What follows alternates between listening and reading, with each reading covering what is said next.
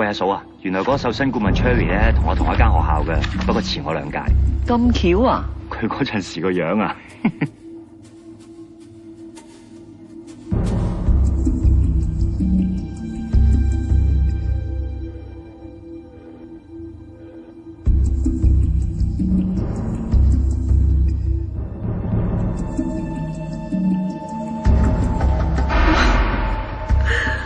唔怪而家可以做瘦身顧問啦。乜你咁冇家教，亂抄啲嘢？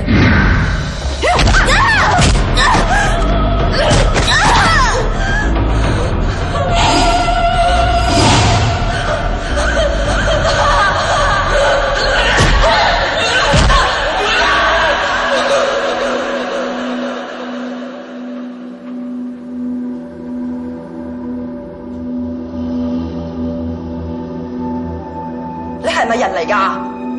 邱建琴望嚟，你都唔同佢一齊。你記唔記得學校芭蕾舞團啊？你好肥啊！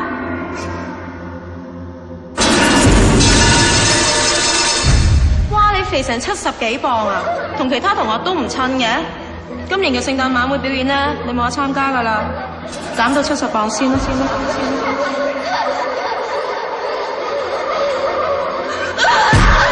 上次見工嘅時候，經理提到你記唔記得啊？我問你記唔記得啊？我而家問你記唔記得啊？有機會我哋再合作啊！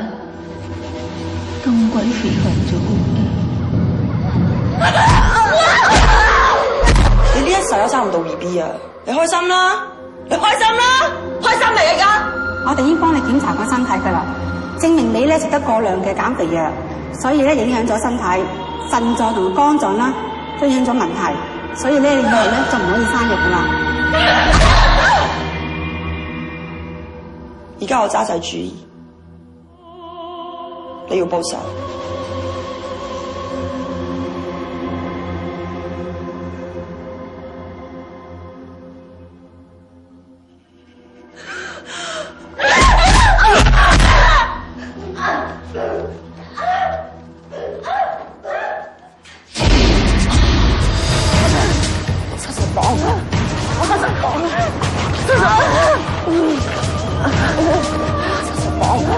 70磅，70磅。